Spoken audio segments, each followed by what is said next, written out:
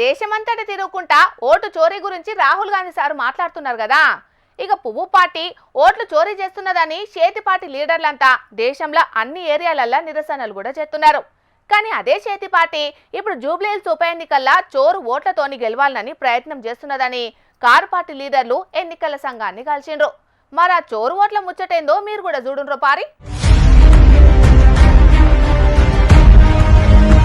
Jubilee Hills నియోజకవర్గంలో ఉన్న Yousufguda division Krishnanagar B block లో ఒకటే ఇంటి నెంబర్ మీద 43 మంది ఓట్లు నమోదు చేసుకున్న ముచ్చట్ల ఇప్పటికే GHMC commissioner R V Karnan sir విచారణకు ఆదేశించిండు కదా. ఇక ఇవాళ కారు పార్టీ లీడర్లు కూడా దొంగ ఓట్లకు సంబంధించిన ఆధారాలన్నీ పట్టుకొని పోయి రాష్ట్ర ఎన్నికల ప్రధానాధికారికి ఫిర్యాదు చేసిర్రు. అటెంక మాట్లాడిన కేటీఆర్ ఓ దిక్కు జాతీయ స్థాయిలో రాహుల్ గాంధీ ఓటు చోరీ అంటే ఇక్కడ మాత్రం చోరీ ఓట్లతోనే గెలిచేటందుకు చేతి పార్టీ అడ్డదారుల్లా అన్ని తీర్ల ప్రయత్నాలు చేస్తున్నదని గరమైండు. 3-4 రకాల దొంగ ఓట్లను కాంగ్రెస్ పార్టీ ఇక్కడ జూబ్లీ హిల్స్ ఓటర్ లిస్ట్ లో చేర్పించే ప్రయత్నం బలంగా చేసింది. చాలా సిస్టమేటిక్ గా మరి గత 3-4 నెలలుగా వాళ్ళు ఈ పద్ధతిలో 400 బూత్లలో మరొక్కొక్క బూత్ లో కనీసం 50 దొంగ ఓట్లను చేర్పించి ఒక 20,000 ఓట్ల దాకా దొంగ ఓట్లను ప్లాన్ చేసిన విషయాన్ని నేను మీ దృష్టికి అట్లాగే వారికి సీఈఓ గారి దృష్టికి కూడా తీసుకొని వస్తున్నా. ఇన్నారు కదా, ఒక్క జూబ్లీ హిల్స్ నియోజకవర్గంలో ఏకంగా 20,000 దొంగ ఓట్లను కొత్తగా చేర్పించిరట చేతి పార్టీ లీడర్లు. ఒక్కటే మనిషి పేరు మీద 3-4 ఓట్లు నమోదు చేసిరట. అందుకే అన్ని తీర్ల ఆధారాలతోని ఫిర్యాదు చేసిరట. ఇక ఎన్నికల సంఘాన్ని ఈ పనులు చేయాలని డిమాండ్ చేసిరట. మొత్తానికైతే ఇంకా కూడా టైం ఉన్నది కాబట్టి పూర్తి స్థాయిలో విచారణ చేసి దొంగ ఓట్లు నమోదు చేసుకున్న వాళ్ళు ఎవ్వరు కూడా ఓటు వేయకుండా చర్యలు తీసుకోవాలని డిమాండ్ చేసిరట. ఒకటి, వెంటనే థరో ఇన్వెస్టిగేషన్ జరగాలి. ఇంకా వారం రోజులు టైం ఉంది నామినేషన్ల ప్రక్రియ ముగిసేదానికి.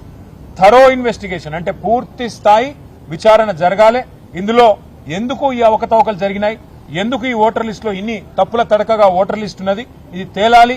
ఇది తప్పకుండా జూబ్లీ హిల్స్ ప్రజలకు కూడా చెప్పాల్సిన అవసరం వారి మీద ఉన్నది. నెంబర్ 1.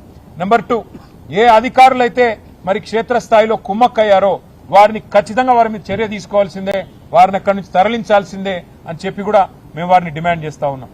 మూడవది, 19,000 నుంచి 20,000 ఈ రకంగా ఓట్లు యాడ్ అయినాయని చెప్పి చెప్తా ఉన్నారు. ఇక్కడ ఒక ఇంట్రెస్టింగ్ విషయం ఏమంటే, మేము మాట్లాడితే ఇప్పుడు వారు చెప్తా ఉన్నారు, మా దగ్గర ఓటర్ లిస్ట్ లో కొన్ని తొలగించామండి, మరణించిన వాళ్ళవి లేదా రీలొకేట్ అయిన వాళ్ళవి, అట్లా 12,000 పోయినాయన్నారు. మరి మొత్తం ఎన్ని పెరిగినాయంటే 7,000 పెరిగినాయన్నారు. అంటే 12,000 తీసేసి 7,000 పెరిగాయంటే 19,000 ఓట్లు యాడ్ అయినాయి. ఆ 19,000 కూడా ఇదే రకంగా కాంగ్రెస్ పార్టీ వాళ్ళు కింద వాళ్ళ మరి దొంగ ఓట్లు రాయించి యాడ్ చేసినట్టుగా కనబడతా ఉందని చెప్పి కూడా మేము సీఈఓ గారికి చెప్పడం జరిగింది.